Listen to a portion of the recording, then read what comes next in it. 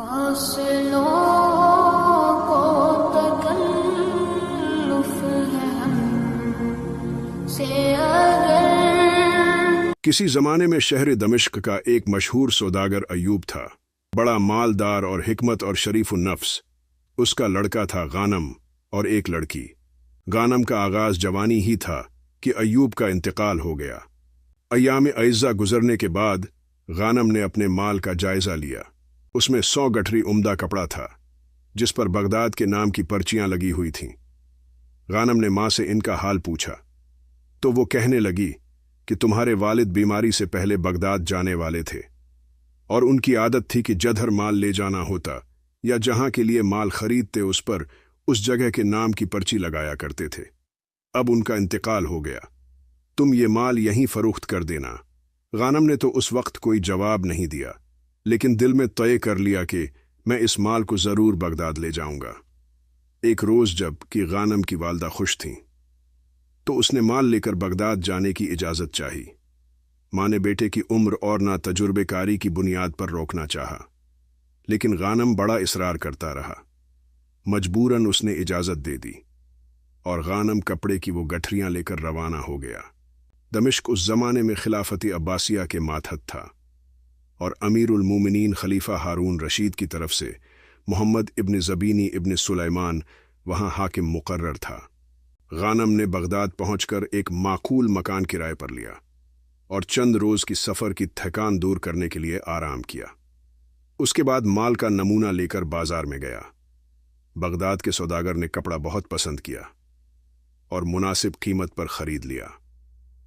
غانم ایک روز فروخت شدہ مال کی قیمت وصول کرنے کے لیے بازار پہنچا تو دیکھا کہ اکثر کپڑے کی دکانیں بند ہیں۔ دریافت حال پر معلوم ہوا کہ ایک مشہور کپڑے کا تاجر مر گیا ہے اور سب اس کی تجہیز و تکفین کے لیے گئے ہوئے ہیں۔ غانم بھی مرحوم سوداگر کے گھر پہنچا اور جنازہ کے ساتھ شریک ہو کر قبرستان تک گیا۔ اس کے بعد باقی لوگوں کے ساتھ دوبارہ مرحوم کے مکان پر پہنچا۔ وہاں جا کر غانم کو معلوم ہوا کہ اور لوگ رات کو یہیں رہیں گے اور فاتحہ خوانی وغیرہ ہوگی۔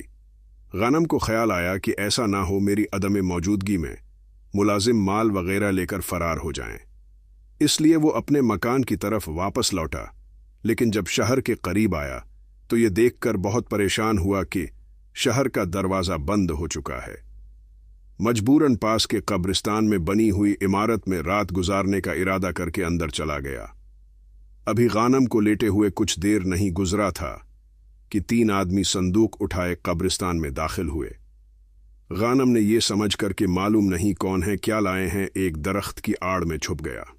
ان آدمیوں نے جو بظاہر غلام معلوم ہوتے تھے ایک قبر نما گڑھا کھودا اور اس صندوق کو اس میں دبا کر مٹی ہموار کر دی اور خاموشی سے واپس چلے گئے۔ غانم کے دل میں اس کو جاننے کی خواہش اتنی بڑھی کہ نتائج سے بے پرواہ ہو کر اس نے گڑھے کو مٹی سے صاف کیا اور صندوق کو نکال کر کھولا۔ اسے امید تھی کہ اس میں یا تو کسی شخص نے اپنا مال دفن کیا ہے یا کسی مصیبت ناک ظلم کو چھپانے کے لیے یہ کارروائی کی گئی ہے۔ جس وقت صندوق کا ڈھکنا اٹھایا تو اس نے دیکھا کہ ایک نوجوان اور بے حد حسین زندہ عورت اس میں بند ہے۔ یہ دیکھ کر اسے بہت تعجب ہوا اور عورت کو نکال کر کھلی ہوا میں لٹا دیا۔ جب اس کو ہوش آیا تو اس نے غالباً اپنی کنیزوں کا نام لے کر پکارنا شروع کیا، اور جب کوئی جواب نہ ملا تو حیران ہو کر اپنے چاروں طرف دیکھنے لگی۔